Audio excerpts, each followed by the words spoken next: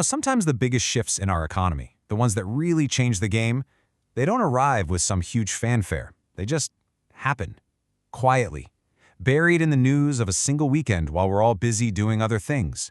And what just happened is a fundamental rewrite of the rules of American business. And it all kind of starts with a simple question about something we all know, the Super Bowl. If you were watching this year, you might have felt like something was off. Where were all the big, splashy car commercials? It felt quiet, right? So what's going on? Why would the auto industry, a total pillar of American advertising, just vanish from the biggest stage? And this chart right here really tells the story. I mean, look at these numbers. This isn't a small dip. Back in 2012, automakers were buying up a massive 40% of all the ad time during the game. This year, that number crashed to just 7%. That's a seismic shift, and it points to something way bigger than just ad budgets. Yeah, $8 million for 30 seconds is a ton of money, no question. But that's not the real story here. Industry insiders are saying this pullback is a huge red flag. It's a symptom of just how uncertain things are right now. Uncertainty about sales, about new regulations, and especially about this chaotic transition to electric cars. The whole industry is battening down the hatches, and the Super Bowl is just the most obvious sign of a much deeper anxiety. So this caution from the car companies, it's not happening in a vacuum. It's actually a perfect reflection of what's happening across the entire economy.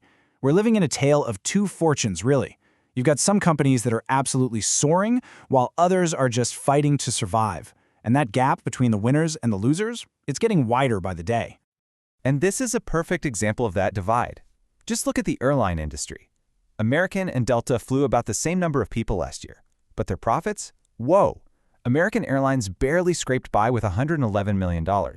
Delta, its direct competitor, brought in a staggering $5 billion. It's just a massive gap in performance. And it has everyone from unions to investors wondering what's going on with the leadership at some of these old-school companies. And you better believe investors are seeing these extremes. Just this past week, the broader market, the S&P 500, was basically flat, didn't move. But investors were pouring money into Warren Buffett's company Berkshire Hathaway, pushing its stock up almost 6%.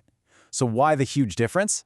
Well, in a market that's getting really spooked by tech stocks, people are running for safety. They want stable, predictable, old economy companies that they feel they can count on. This classic quote from Buffett just nails the mood right now. The hype is over. The market is tired of chasing wild bets that might pay off someday. The new mantra is all about finding what makes real, tangible sense and just ignoring all the noise. It feels like a return to fundamentals in a world that feels more and more unpredictable. So on one hand, you have this market searching for safety, for stability. But that caution is not getting matched in Washington at all. In fact, the government is taking the complete opposite approach. They're jumping in with direct intervention on a scale we really haven't seen before. And this isn't just about new rules. It's a fundamental change in the relationship between the government and private business. And get this is the crucial point. For the first time ever outside of a massive crisis like the 2008 financial crash, the U.S. government is actively buying shares, becoming part owners in major American corporations. This is not a bailout. This is a deliberate strategic move to shape the future of key industries. Now, this strategy is a radical new version of something called industrial policy. Traditionally, that just meant things like loans or maybe some tax breaks to help a certain industry.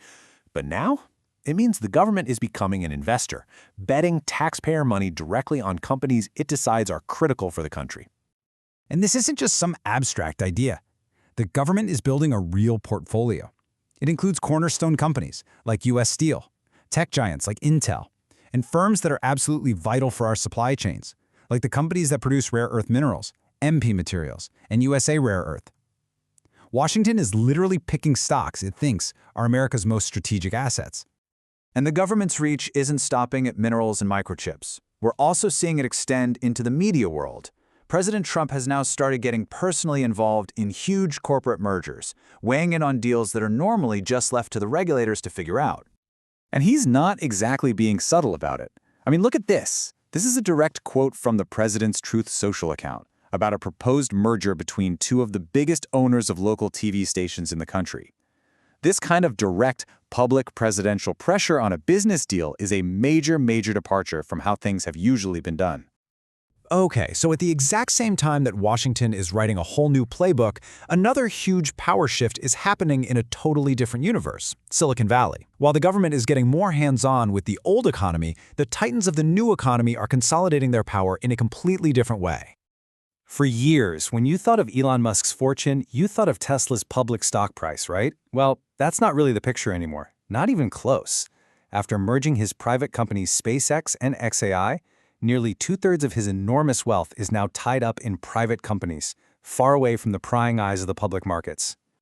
And hey, don't just take my word for it. This isn't just speculation. This comes directly from Tesla itself in a recent filing. The company is officially telling the world that its famous CEO's focus and his fortune are now centered somewhere else. He's building a private empire of rockets, satellites, and AI. So let's pull all of these threads together, right? We've got nervous legacy industries. We have a government that's jumping in as an investor, and we have tech billionaires building their own private empires. What does it all mean? It means we are watching, right now, in real time, the creation of a whole new American playbook for business and for power. The story arc is actually pretty clear when you lay it out. It starts with that quiet anxiety, those missing Super Bowl ads, which signal deep trouble in our traditional industries.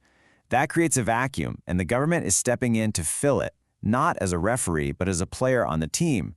And while all that's happening, tech leaders are quietly moving their power and their money out of the public square and into private kingdoms. And all of this leads us to the one final critical question. As these powerful forces completely reshape our economy, you have to wonder, in this new game, with these totally new rules, who's actually in control? Who's really calling the shots? And what does that mean for the rest of us?